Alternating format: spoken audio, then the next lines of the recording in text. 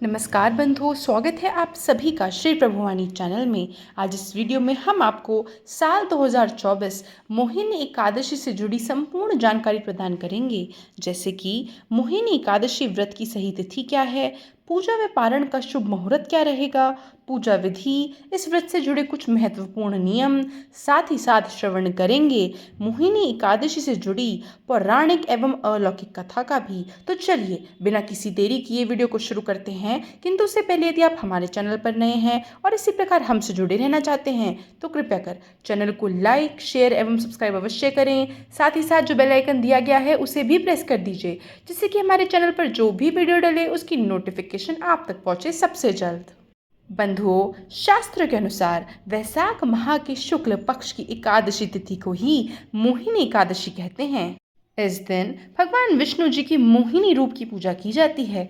मान्यता है कि मोहिनी एकादशी का व्रत रखने और विधि विधान के साथ भगवान विष्णु की आराधना करने से व्यक्ति को कई वर्षों की तपस्या का पुण्य फल प्राप्त होता है। इस दिन भगवान विष्णु ने समुद्र मंथन से निकले अमृत कलश को बचाने के लिए मोहिनी रूप धारण किया था।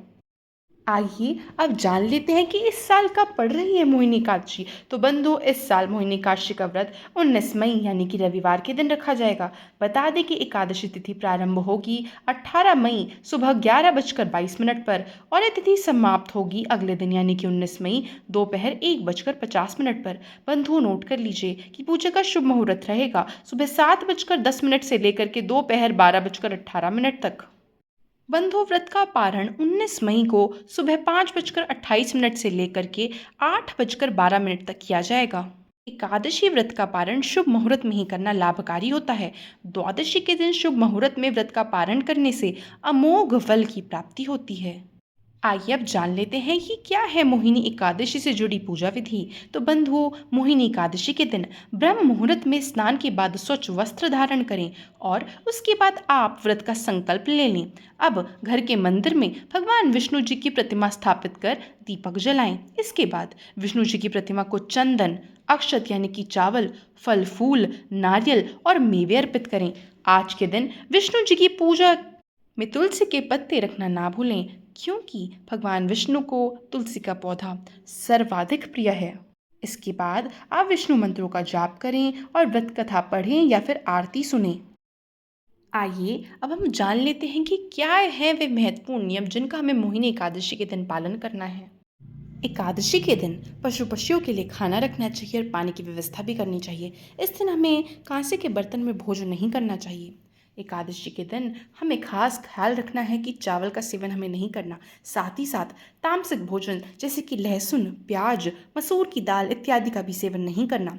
इस दिन हमें तुलसी की पत्तियां नहीं तोड़नी है और ना ही तुलसी माँ को जल देना है।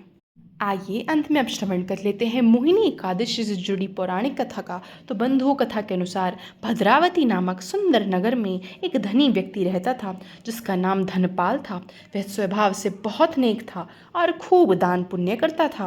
उनके 5 बेटों में सबसे छोटे बेटे का नाम धृष्ट बुद्धि था, जो बुरे कामों में लिप्त रहता था और अपने पिता का धन लुटाता रहता था।